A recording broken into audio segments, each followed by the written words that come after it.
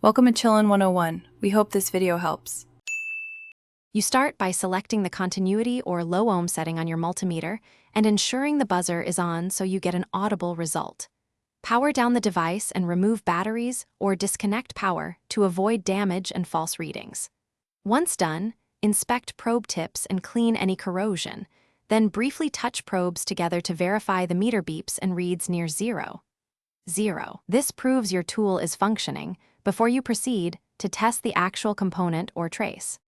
With the meter validated, locate the 2 points you want to test, component leads, PCB pads, or connector pins, and expose them so probes can make solid contact.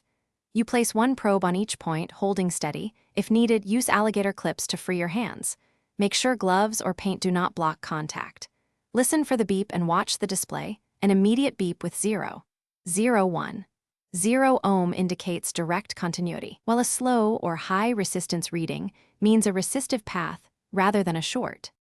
Once you have a reading, compare it to the component or circuit specifications and mark the result.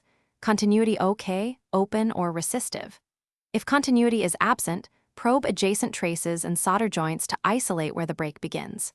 Make incremental changes and retest. For intermittent issues, switch to diode mode to see junction behavior, and perform a gentle wiggle test on leads and connectors to reveal loose connections.